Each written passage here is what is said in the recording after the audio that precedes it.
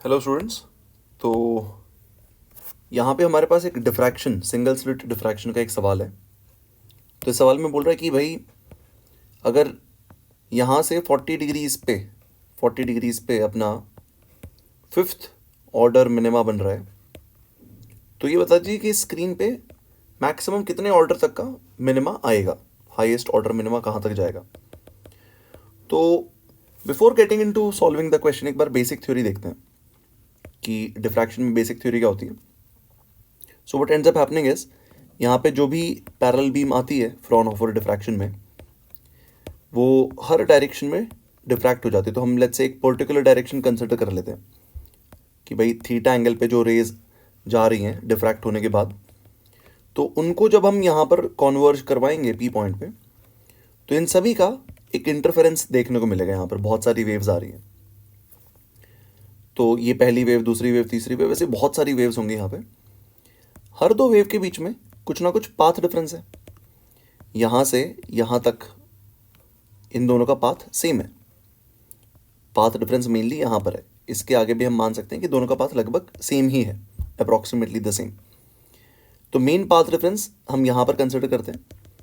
सो इन दोनों में path difference है, इन दोनों में पाथ डिफरेंस है। तो अगर मैं बहुत सारी रेज लूँगा, बहुत सारी वेव्स लूँगा, तो किसी भी दो में पाथ डिफरेंस होगा पक्का से। तो जब यहाँ पर बहुत सारी वेव्स रीच करेंगी तो उनका सुपरपोजिशन करना पड़ेगा।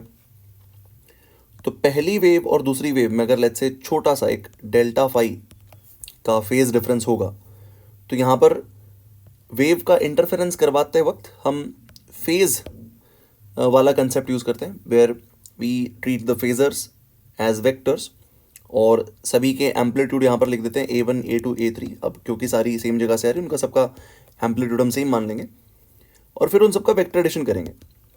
तो जिस भी पॉइंट पे ऐसा हो जाए कि पहली और अगली के बीच में डेल्टा फाई, फिर उससे आगे डेल्टा फाई, ऐसे करते करते करते करते आखिर तक अगर एक सर्कल पूरा हो जाए, सारे फेज डिफरेंस मिला के 2 पाई हो जाए, 4 पाई हो जाए, तो सर्कल्स कंप्लीट हो रहे हैं।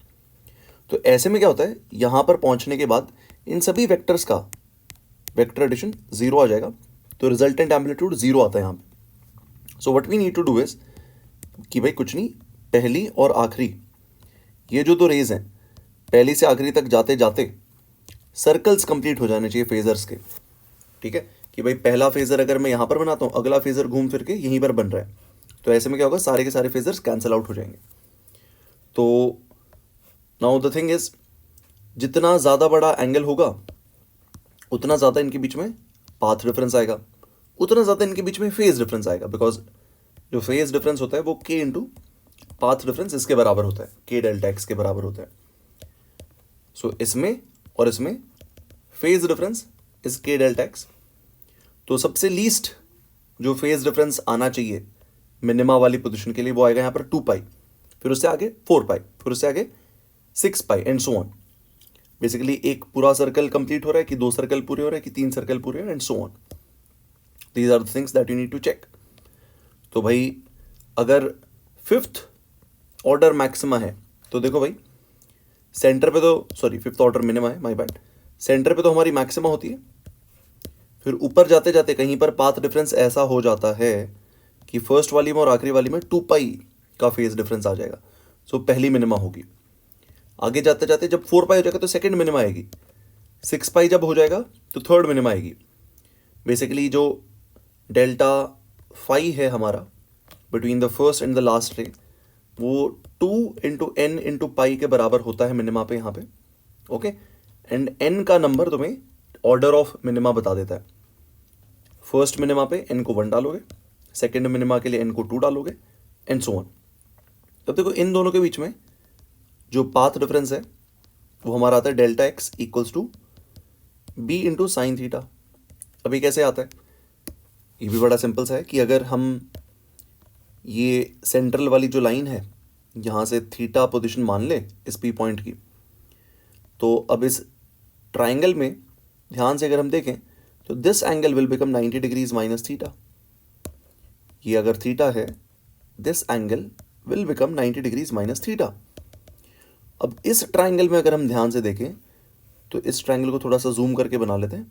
इस तरह से, ये 90 आ गया, ये 90 माइनस थीटा आ गया, तो ये ऊपर वाला एंगल थीटा आ जाएगा.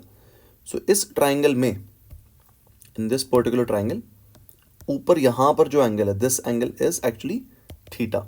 तो यहाँ पर भी हमारा एक राइट एंगल ट्राइंगल बन जाता है, थीटा के सामने बी साइन थीटा आ जाता है. ओके, अब हम आगे बढ़ते हैं. तो जो डेल्टा फाई होता है ये हमारा के इंटू डेल्टा एक्स के बराबर होता है. So 2n pi equal to 2 pi divided by lambda into यहाँ पर आता है हमारा B sine theta. This is what we will get. और बोल रहा है कि भाई 40 डिग्रीज के थीटा पे फिफ्थ ऑर्डर मिनिमा है. तो n को डाल दो 5, तो n को हम 5 डाल देते हैं. सो यहाँ पर आएगा 10 pi equal to 2 pi by lambda into B into sine 40 degrees.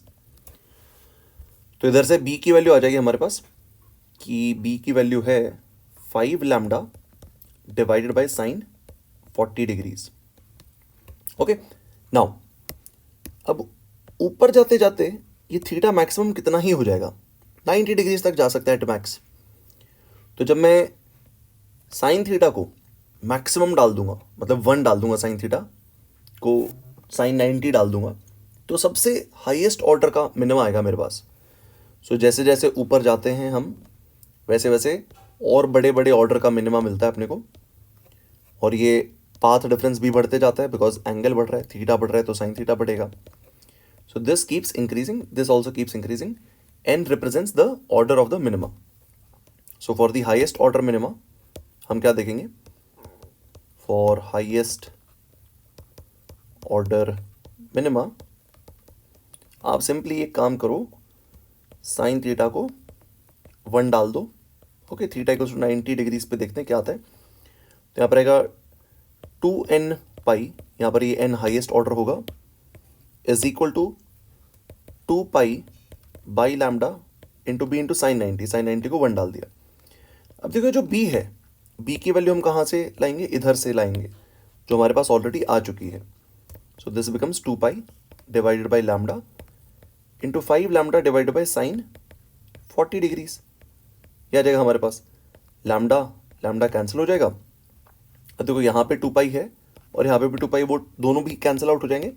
तो n की वैल्यू हमारे पास आएगी, it will be 5 divided by sin 40. 5 divided by sin 40. This is what we will get. So जो maximum n आता है वो आ रहा है 5 divided by sin 40 डिग्रीज. अब देखो ये हम कैलकुलेटर में जब करेंगे तो इसकी वैल्यू हमारे पास अप्रॉक्सीमेटली 7.78 ऐसे टाइप्स आ जाती है. अब इसका मीनिंग क्या है कि 7 नंबर की मिनिमा तो हमें पूरी मिलेगी भाई, 8 नंबर की मिनिमा तक पहुंच नहीं पाएंगे. इन्फिनिटी तक भी पहुंच जाएं तो 8 नंबर वाली मिनिमा नहीं आएगी. तो जो मैक्सिमम ऑर्डर आ रहा है हमारा वो कितना आ जाएगा, it will be 7. So maximum order of minima वो हमारे पास आ जाएगा 7. बेसिकली इसका ग्रेटेस्ट इंटीजर देखना होता है, या वैसे बोल सकते हैं कि भाई इसका फ्लोर कर दो. तो the answer for this question will be option D. I hope सभी लोगों को ये पूरा का पूरा कंसेप्ट समझ में आ गया हो. So I will repeat what exactly is the concept. यहाँ से y हाइट ऊपर जाते हैं, जैसे जैसे ऊपर जाएंगे वैसे वैसे पाथ डिफरेंस बढ़ेगा, जैसे जैसे पाथ डिफरेंस बढ़ेगा वैसे वैसे फेज डिफरेंस बढ़ेगा. पहली रे से अगली रे, फिर उससे अगली रे, इन सभी के बीच में फेज डिफरेंस आएगा. अगर ये सारे फेज डिफरेंस मिलाते मिलाते पहली और आखिरी के बीच में 2 पाई के मल्टीपल का अगर हो जाता है ना हमारा फेज डिफरेंस, तो सर्कल्स कंप्लीट हो जाते हैं. अब ये सर्कल में तो भाई सारे के सारे फेजर्स कैंसिल ही हो जाएंगे. ये इसको काटेगा, ये इसको काटेगा, ये इसको काटेगा, ये इसको काटेगा, एंड सो ऑन. तो सारे फेजर्स कैंसिल हो गए. तो यहाँ पर resultant amplitude and hence resultant intensity 0 हो जाएगी. यहाँ पर डार्क फ्रिंज मिनिमा बनेगी. तो फर्स्ट ऑर्डर के लिए 2 पाई, सेकेंड ऑर्डर के लिए 4 पाई, ये हमारे फेज डिफरेंस रहेंगे. तो it's a very easy concept. Thank you.